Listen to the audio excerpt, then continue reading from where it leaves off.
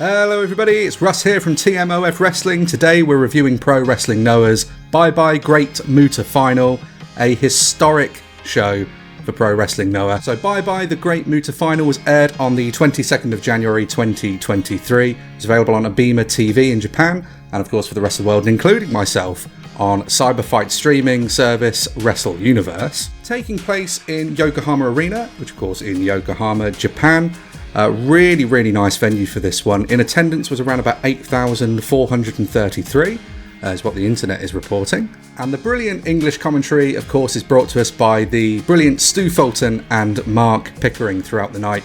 Once again, really good job, these guys, of someone new to Pro Wrestling Noah like myself. Of course, you can go and watch some of the other reviews that I've put up this year. I have said I'm very new to Pro Wrestling Noah. One of those companies, you've always heard of it, but never really dived into it. But this is the year, 2023 is the year that I'm getting on board the arc. And so far, really good. And I genuinely think I've sort of just come across this at probably the best point in time. This is a really good time for anybody to get into Pro Wrestling Noah. Because so far, the two big shows they've done, the New Year 2023 on New Year's Day, of course, you can go back, see my review for that one. That was fantastic. Shinsuke Nakamura coming in for the Great Muta's final singles match. Of course, this show will see the Great Muta's final match ever as the Great Muta, where he teams with Sting and Darby Allin. So, of course, I'm very new to doing reviews by myself. So I'm still a little bit wet behind the ears with it, but we're getting there. Hopefully, though, these reviews will help any newcomers to Pro Wrestling or anybody interested in what's going on and maybe thinks, well, shall I, shan't I, is it worth the time? Hopefully, these reviews will kind of give you a bit of an insight into whether or not you should. I'll try not to ramble on, as I think I tend to do. I don't fixate too much in a review of going move for move what happens in a match. The way I kind of look at it, if it's worth watching, watch it. There's a really wide variety of things to enjoy about professional wrestling, and it's not always just the moves going on in the ring. That's really actually only a small part of the grand scheme. The story is always the most important thing for me, but just anything in general that catches my attention that I've enjoyed, we're going to go through it today. You're along for the ride. Thank you very much for clicking onto the video. So this historic, monumental show then for Pro Wrestling Noah, the Great Muta Final, Bye Bye. It's the closing of one door, but it really does also feel like the opening, potentially, of some other doors, and we're going to get to that now. First match of the evening, let's go through it. Again, all matches are themed. This one, our first match, is Welcome to Bye Bye Tag Team match. It sees Kongo members Hajime Ohara and Hiroki versus Atsushi Kotoge and Saiki Yoshioka. Clocking in at probably just under 7 minutes this one. It's a pretty quick match, as they all tend to be for the opening matches in Noah, but some good hard-hitting action. Hiroki's very impressive in this one. Hiroki was probably the standout for me in this match. Very impressive, as he always does tend to be. But there's points in this match, he's being double-teamed, he manages to fight through it. Eventually does pick up the win for the team again in a very short match with the diving Stuka Splash onto Yoshioka for a 1-2-3. A nice opener. It was quick, it was fast-paced. It's what you'd sort of come to expect from the opening matches, from the junior heavyweights, from that kind of quick, fast-paced, let's get the show open, let's get the people into it.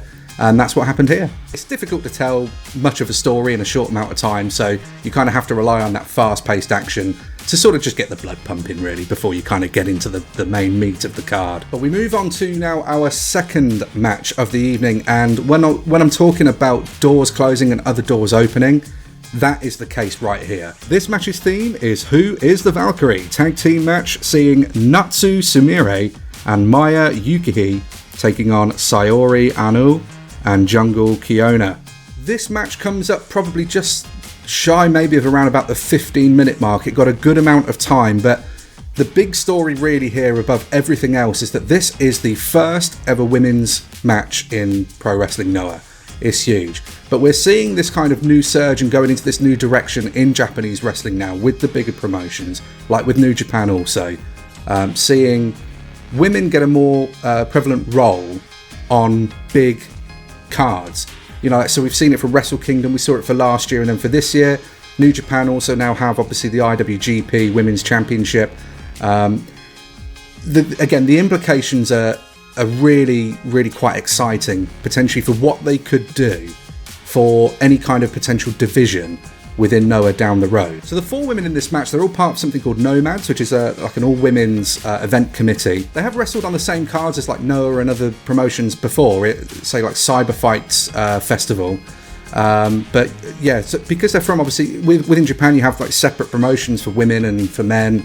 Again, like, I'm just hoping we sort of see something out of this, because this match left me really wanting more. I usually kind of pick maybe a standout, more than one standout, in multi-person matches, like there tends to be a lot of, obviously, in Japan. But if I'm picking sort of a standout for any matches, I'd say for this one, for me, it was Sumire. Sumire was, every time she was on the screen, she's one of those sort of performers that just commands your attention whilst she's on the screen. She has a really dominating presence in a very good way. She's really good in this one. I did laugh at some of the stuff that happened here. She does hit a Bronco Buster, and it was a Bronco Buster, let's put it that way. But again, if it's worth watching, as I say, go watch it. Very suggestive, Sumire, but yeah, it was bloody good. Jungle Kiona picks up the victory for the team here with a devastating muscle buster, which I think they're calling the Jungle Buster. It was, it looked like it hurt, but I'm sure it was fine. The match was really just a showcase of these women, and kind of almost like a preview of what the future probably could look like should they choose to go in this direction in the future. I really do hope they do, as I say. But after the match, we got a good show of respect from all 4 women. Obviously, this is a really big moment on an already monumental show. I believe in the press conference afterwards as well that they alluded to, let's see a GHC Women's Championship in Noah, of course. So we got the IWGP in New Japan. It's something we could see. I'm all for it, personally. And again, if this match is any indication as to what we could look forward to down the road, then I'm all in for this one. Third match of the evening is the Best of Iron Man singles match. This one sees Masaki Mochizuki taking on Timothy Thatcher. This one is around about 8.5 minutes. And I did wonder at first, because obviously with the theme for this one being Best of Iron Man, I was a bit like, is this going to be a long one? But it wasn't. It was actually relatively quite short. And again, I don't mean to sound hypocritical, because I like long matches, but sometimes, there's a lot of wrestling already to sit through. This card has 9 matches on, so I was a bit like, how much time do we give it for the third match of the show? But yeah, this was a really good match, and I really enjoy Thatcher's matches anyway. And from the little I've seen so far of Mochizuki, which I know, again, I'm quite new to pro wrestling now, and I'm quite new to almost Japanese wrestling as a whole. I've seen sort of mainly New Japan stuff and some stuff from All Japan, but this is kind of all really new for me. And Mochizuki, from my knowledge, is more of a Dragon Gate star anyway.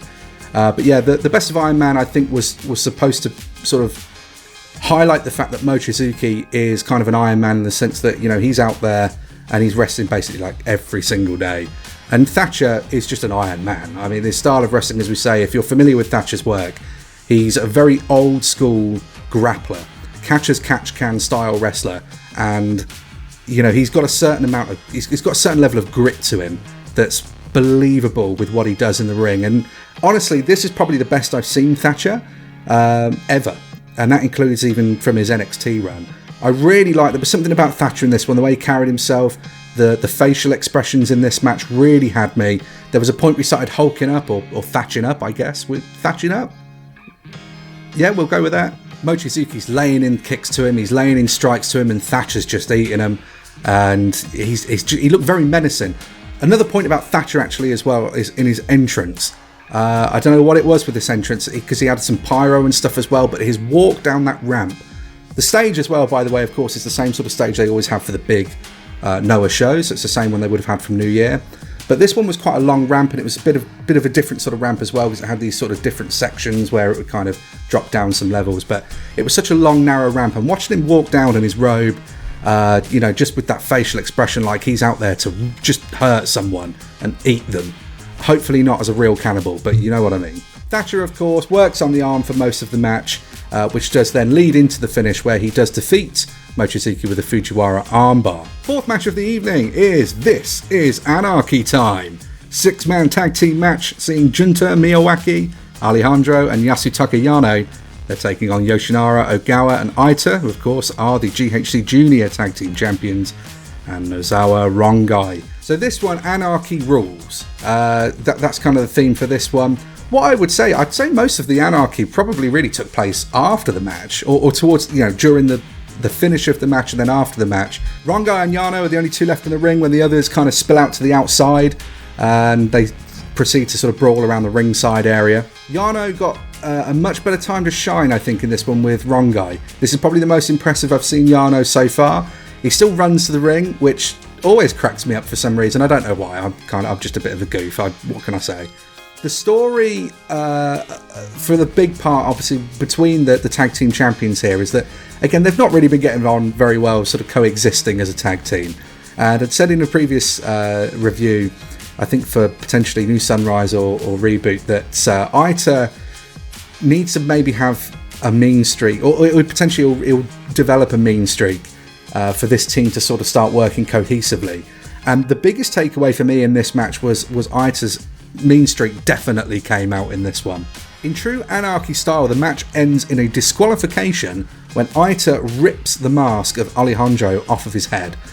This, of course, is going to set up between the tag match between Aita and Ogawa taking on Alejandro and Miyawaki, but this was a big deal, and this is where it really started to kick into another gear. So the ref obviously calls for the bell. It's an illegal move to remove your opponent's mask. But Aita's mean streak here, holding the mask up at the end. The team are not victorious, but they're sort of stud victorious. They've won the battle, so to speak. But it's not over there, because Rongai, being the mischievous man that he is, pulls out a pair of scissors and proceeds to cut Miyawaki's hair. So this has kind of got a little bit personal. So he's had a haircut. Alejandro had his mask ripped clean off of his head. This is going to be a personal match when these two teams meet for the championship. And I like that, because again, we're building more story here. Our fifth match of the evening is the Wrestling Battle Cry 6-man tag team match. This one sees Masa Kitamiya, Yoshiki Inamura and Daiki Inaba taking on GLG, the good-looking guys comprising of Jack Morris, Anthony Green and Jake Lee. Clocking in just under 11 minutes this one. This is the trio's debut for GLG. Good-looking guys. Jake Lee, of course, has made his debut. He made his debut to Noah at the new year, 2023, and then had his debut match at New Sunrise against Inamura, who we're seeing in this match here. Then he also had his second match in Noah in a tag team match where he teams with Jack Morris and he goes up against one of his opponents is Inamura. So we've got a good story building there also. One thing that just makes me laugh about it, and again, it's wrestling, you've got to enjoy it. It's there to just enjoy and have fun with. And only in wrestling can you be called good-looking guys and still be badasses. And that's what happens here. I love it. It's great, and I want the t-shirt. Masa Kitamiya and Jake Lee start this one. And again, I was really happy about that, because Masa Kitamiya is also one of my favourites I've seen so far in Noah. And Jake Lee had me pretty much straight away. So this was really good. There's a point when Inaba and Morris are in the ring together. Inaba turns him inside out with a clothesline. Wonderful selling and bumping from Jack Morris throughout this match. Carrying the story on with Inamura and Jake Lee in this one. Inamura has already suffered a few losses to Jake Lee since Jake Lee's debut to the company. There's a point in the match, Inamura takes off the overpad and he looks angry. He's going to level Jake Lee with this elbow, but Jake Lee cuts him off with a knee. Really nicely done. There was a real sense of danger at certain points at this match with some of the moves being presented, because we're seeing stories build, and for someone who's very new to watching a promotion, so you have to learn who these people are and why they matter. What are the stories? Who should I care about? What stories should I care about? And I'm now starting to see some of these flourish and grow. And this is one of the ones that I've taken an interest in. Impressive match, impressive debut for the team. Good to see Anthony Green here. Is the takeaway from that one also as well. And once again, just really intrigued and excited to see where they go with this one down the road. Now, after this match, we get the full card reveal for Keiji Mutoh's Grand Final, the Pro Wrestling's Last Love. And this match card blew me away. I really popped hard for this one. There's matches on this one from TJPW. I'm just going through the list now. DDT, Dragon Gate versus Noah, All Japan versus Noah. When the graphic for that match came up, there were audible gasps from the crowd. I don't think people maybe necessarily expected that one. I didn't, but it's fantastic. We've got obviously more New Japan guys there. Keiji Mutoh and Tetsuya Naito is going to close the show out.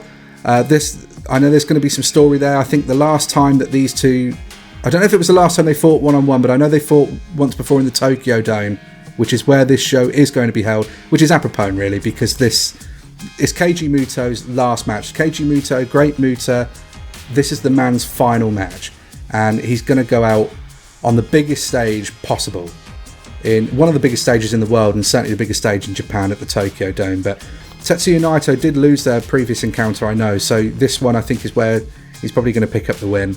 But other matches on here, there's so much to look forward to. GLG taking on Sugiura Gun, I think is going to be fantastic. More women's action as well. The 8-woman tag team match is going to be really, really good from TJPW. But one of the one I'm looking forward to the most from a story aspect is, of course, the battle between the heavyweight champions Kaito Kiyomiya and New Japan's Kazuchika Okada. This one has been... This is one of those things in wrestling where we're supposed to suspend our disbelief watching pro wrestling, and I haven't done the review for the New Japan versus Noah show that happened this year as part of Wrestle Kingdom. For a few reasons, time constraints is one of them, and also New Japan's a bit difficult to review on YouTube because you can't use any imagery and things, and I don't want to get a copyright strike. But for those who are aware, for those who may not be aware, what happened at that show is, long story short, Kaito Kiyomiya Okada tag team match together, Noah versus New Japan. The match was ended in a referee stoppage. Kaito Kiyomiya tries to break up a submission hold that Okada's got locked on, and he's not breaking it, so Kaito kicks him flush in the face. Lump forms on Okada's head, he starts bleeding. Okada loses his mind, knocks Kaito off the apron and proceeds to stiff him, and he just wails on him on the outside with hard clubs to the back, kicking him in the chest, throws him over onto the announce table. Kaito's dead weighting him, sandbagging him. It was one of those moments, like I say, this was one of those where it's like, is this a shoot? Because this looks like this is a shoot, man. But I don't know, it's one of those, I think this has just been worked really, really well. There's so much animosity going into this match. We saw a completely different side of Okada to what we're used to seeing with how he's approaching Kaito, and I just think this is one of those matches. I think it's been a really long time coming, because Okada's kind of treated Kaito as though he's beneath him for a good few years now. So the story again, and I'm all about the story, but the story here is sublime, and this match could be the main event really anywhere, but it's going to be, I think, it'll be a double main event, of course, but you have to have Keiji Mutoh go on last on his own show. But that's going to be really one to watch out for. I honestly think that's going to be you cannot miss this match. The show, of course, will take place on the 21st of February, so we still got a little ways to go before we get there, but yeah, this is going to be a really, really special night, and this match card looked fantastic. Moving into the 6th match of the evening, we had the GHC Martial Arts Rules singles match, seeing Hideki Suzuki taking on Kazushi Sakuraba, the Pride Legend. This one's around about 10.5 minutes. Not much to really say about this one. If you're not a fan of grappling, this one is not going to be for you. This was proper, real, old school, just grappling. A lot of the match is spent on the mat. A lot of it is those kind of worked, sort of moving into half guards and, just trying to battle for supremacy down on the ground. There wasn't much in the way of striking. There isn't really anything in the way of your big sort of over-the-top wrestling moves. Sakuraba does eventually work his way into a triangle choke. Gets a submission. Well, he gets a referee stoppage over Suzuki in this one. Suzuki sort of passes out. He's unresponsive, so referee calls it off. They do a really good thing at the end of it, where he kind of he regains consciousness and tries to go back for it. He doesn't realise the match has ended. But yeah, as I say, if you're not really into this sort of style of wrestling, because this definitely isn't for everybody. I do like it, but it is one of those I couldn't watch, say, like a whole show of this or anything like that. But above all else, biggest takeaway really here was it was cool to see Sakuraba. I haven't seen him since Pride, so it's been a really long time, but it was very cool to see him here. This was cool. 7th match of the evening, To Rise Sky High 6-man tag team match, seeing Yohei and Keiji with Dante Leon taking on Ninja Mac, Amakusa and the legend Ultimo Dragon. This one's around about the 12-minute mark. Biggest thing for me in this one, seeing Ultimo Dragon. And it wasn't just that it was Ultimo Dragon, but he come out with Sonny Ono, and he's still doing the Kodak thing, and it was so cool. And this is what I mean, we're looking at different points of Muta's past in here. There were fresh faces, new faces, old faces, and really good to see, and a really nice blend. Ultimo Dragon does have a few times to shine in this match here. He does tease the Asai moonsault, but he gets pulled off of the ring apron. But considering as well, the guy's in his 50s and he's in tremendous shape. He looked awesome, and it was really, really awesome to see Ultimo Dragon just performing and just still out there doing what he does, man. Ninja Mac picks up the win for his team in this one with the Ninja Bomb. It's a beautiful looking Phoenix splash type thing with the 630 rotation on it. As impressive as that move is, I just can't get over the Amakusa thing. It's the Twister? I'm calling it the Twister, but yeah, everybody knows. I mark out for that one every single time I see it. It's fantastic. I love that move. As I said for this one, Ultimo Dragon gets his own time to shine in this one, but he doesn't take up too much of the spotlight. It really is shone on the current sort of generation, which is as it should be, but it was just worked in a way that Ultimo Dragon still got, enough of his own stuff in there. And like as I say, it was really just cool to see him and Sonny Ono just together. The entrance alone would have probably been enough, and we'll probably get to a similar sort of thing when we get to the main event. But yeah, again, just a really cool, just a feel good. Most of this show, I'd say, is probably just feel good moments, and all the matches, the quality of the matches are all really good as well. So it just makes for a good combination. On to the semi-main event. It's the Champions Night 8-man tag team match, seeing Kongo members Keno, Katsuhiko Nakajima, Manabu Soya and Masakatsu Funaki taking on GHC Heavyweight Champion Kaito Kiyomiya, GHC National Champion El Hijo del Dr. Wagner Jr. I'll never ever get that right, and I've come to accept it. And the GHC Tag Team Champions Takashi Sugiura and Satoshi Kojima. This one's probably not far off, about 20 minutes. Does a good job really to build the match we're going to see between Sawyer and Wagner Jr. I'm going with Wagner Jr. It's just easier. They're going to have a title match coming up soon as well, and Wagner gets the pinfall over Sawyer in this one with the moonsault press. So the champions all win, which I guess is really as it should be, isn't it? But overall, the match was really, really good. Again, you've got so much talent in the ring for this one. Keno is unbelievable. Between Keno and Kaito, they're one of my favourite pairings I think that I've seen in ages in wrestling. There's a couple bits in this one, even from just a selling standpoint. I think Keno's coming off of the ropes and Kaito cuts him off with a knee. So he comes to hit Kaito with a flying knee, and Kaito kicks him in the shins, and they're both just selling the shin. Like they both sell it. It's just little things like that, but it makes a real big difference when you see it. Sugiura and Kojima, I've said every other video, but the pair of them are just a pair of beasts, and I won't get tired of seeing the Sugiura delayed brainbuster from the middle rope that he delivers in this one. It's just a sight to see, and he's just, what a machine. It's worth noting as well, Keno's biggest thing from the match, aside from, I mentioned I enjoyed his selling and things, but there is a little booby grab on Kojima. I mean, I don't know, I liked it. And Nakajima, I think when I talk about standouts of a match, this is one of the things for this one. Obviously there's 8 of them in total here, but you're probably going to have more than the one standout, and there is. But Nakajima again is someone I had no idea who he was before Pro Wrestling Noah, and he is also one of those quickly becoming one of my favourite people to watch. So he's come off the impressive tag team victory from the tournament, the Scramble tournament, earlier in the month. But man, he's just a joy to watch in that ring. Like, he looks like he's having fun in there, and he gets the 2 show times in. Simple stuff, but it's entertaining, and I like seeing it. I just want more Nakajima, more of everybody. I love it. But it is time now for the main event of the evening. This is really what the whole show is about. This is what the whole show was building to. And it does not disappoint.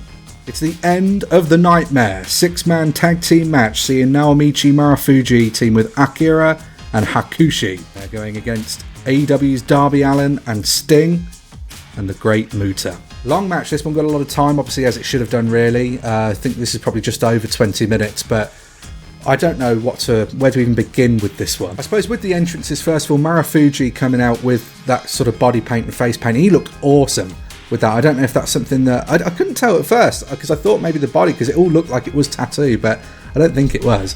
But yeah, the paint looked incredible. I hope he does more of that going forwards. Quick takeaway for Akira. I've not seen too much Akira, but I don't know what it was in this match particularly. He just looked like Ozzy Osbourne to me, and I mean that in a good way. I love Ozzy Osbourne, but yeah, he just looked like Ozzy. Hakushi, I've seen bits of Hakushi. This was, though, I've had to go back and try and find as much Hakushi as I can, as many of his matches as I can. I don't know what it was. I don't know how I've missed the boat on Hakushi so much over the years. Again, one of those names like I've known of and I've sort of seen. Maybe I just haven't seen him in the right places, but the presentation just in the entrance alone really got me. And I mean, my favourite wrestler of all time is The Undertaker. One of those childhood things. I've always sort of gravitated, as a child particularly, but I always sort of gravitated towards those kind of over-the-top, supernatural, kind of mysterious, those kind of characters. And Hakushi fits the bill. But Hakushi was genuinely terrifying to look at. He walks to the ring, and this is full credits now to the English commentary team, to Stu and Mark, because he walks down the ring, and this is where that Japanese atmosphere really, really helps. Again, very respectful crowd in Japan. Hakushi's making his entrance, and it's deathly silent. In a good way, not in an awkward way, but it's just this man is slowly walking down. He looks terrifying. The commentary team bring their voices down to tell us the story of his background. Again, really appreciate it, and as I say, credits to them, because it just helps build this mystique for Hakushi. So again, as somebody that's going to be new, watching Hakushi and potentially even any of these people for the first time, it shouldn't be first time watching Sting, but it did a really good job of really painting a picture of like what this guy is about, what sort of thing we're going to see. But he's got this slow walk to the ring. It's just so menacing, and oh man, Hakushi, gotta go check his stuff out. But we get Darby come out. Darby, of course, does skateboard down the ramp. I was watching it thinking like he surely isn't going to miss that opportunity, because he walked a good distance and then he finally skateboarded a bit. So Sting's entrance, really cool. They teased it with the Surfer Sting and the music playing, and then it kind of went into his AEW theme and the snow came out. Noah goes all out for these big entrances. They did it last month with, this month they did it with Shinsuke Nakamura. It did a good job of making this whole match seem even bigger than it already was, but it did a wonderful job at kind of hyping it up, really. As if the entrances couldn't be any more spectacular as well, it's worth pointing out that the great Kabuki makes an appearance here. 74 years young, and he comes down that ramp. Of course, Great Kabuki is Great Muta's father, from when Great Muta had debuted for NWA's WCW back in 1989. I think that was how they sort of brought him in, as Kabuki's son, inheriting the poison mist. But yeah, that was just a great moment. It's just, as I said before, feel good moments, and that was a really good feel good moment, seeing him out there. And yeah, this whole main event was really, really special. Which then brings us to the Great Muta's entrance, and Great Muta comes out. He's got the Roman candle things behind him, and it's mesmerising. It's probably the best way to describe pretty much almost everybody's entrances here, and the Great Muta's as well. It's a mesmerising entrance, watching him come down for what's going to be his final walk to the ring as the Great Muta. And he walks down, and credit now to the camera work in this, because they do these wonderful sort of crossfade shots between Great Muta walking down the ramp and everybody's reaction to the Great Muta walking down the ramp. And again, as a viewer watching that, when you're not there live in person and you're watching that through the screen, the presentation is key to everything in telling stories. And just that simple thing alone, as few seconds as it was, told as much story as the commentary team told me about Hakushi. It just does it in a different way. I was so into this match before they'd all even got in the ring. So the match starts out with the Great Muta and Hakushi in the ring together, of course harkening back to the long-standing rivalry that they have had. They do a lot of walking, a lot of pacing around the ring. It's slow, they walk, they just look at each other. Honestly, I could have just had 10 minutes of that, because again, after those entrances, it just did such a good job of hyping me up. It just felt like a big deal, even just two dudes walking around a ring staring at each other. That's how good this was. Now, as I said, for the Ultimo Dragon situation as well, they didn't really need to do anything really here. They didn't need to go overboard. They could have literally, the entrances alone were so great, they didn't really need to do much of anything else. But they do. They just go all out in this one. This is such a good match. This is really good. This is top quality main event stuff. And even more so on Hakushi now as well. We've got to talk about that bump, because there's a point in this match with Hakushi on the ring apron and Sting runs from the ropes and knocks him off of the ring apron, and Hakushi goes over the barricade and onto the announce table. Absolutely blew my mind. And Hakushi cannot be a young man. Again, I'm not saying he's an old man, but he's not a young man either. He didn't need to take that bump. But I tell you what, the fact that he did it, I'm a Hakushi guy now. He just didn't need to take the bump. I had to literally rewind? What year am I in? I had to go back 10 seconds, as you do on Wrestle Universe app, and I had to watch it a few more times. I couldn't believe it. It was so good. It's worth watching just for the bump alone, man. But yeah, Hakushi really puts his body out there in this one. You know, all of the guys really do go all out for Great Muta's last match to give him a brilliant send-off. It's a wonderful spot.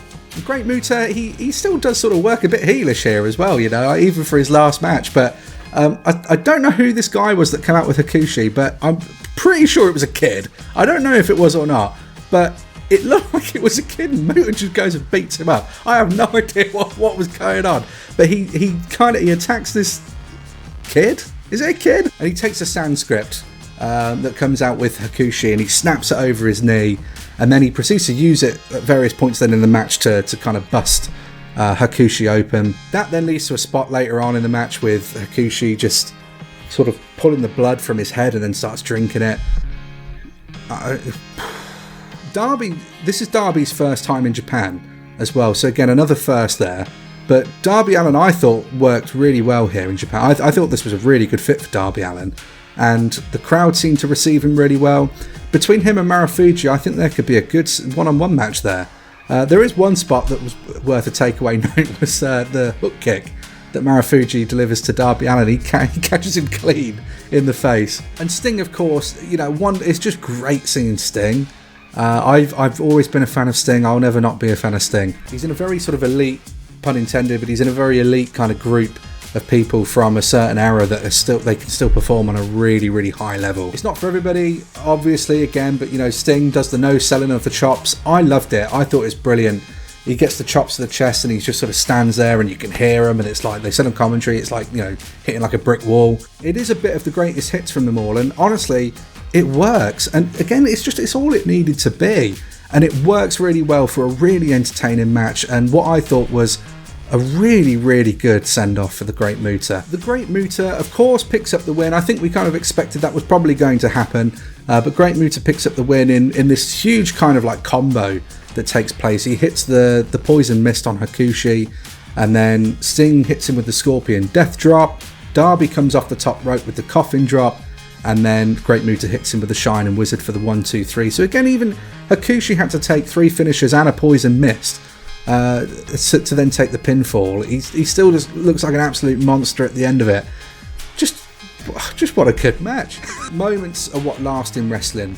When you think about, when you look back at some of your fondest memories of pro wrestling, yeah, you're going to have matches in there, but the vast majority is going to be its moments. It's the moments that happen in pro wrestling, and the moment at the end of this match with Great Muta taking one half of the snap Sanskrit over and putting his hand onto Hakushi's head, wiping the blood out and spelling out the fin, I think, or the end onto the Sanskrit, and holding it up to Hakushi, holding it up to the crowd, and then putting it on Hakushi at the end, like putting the rivalry to rest, putting the nightmare to rest, putting the Great Muta to rest.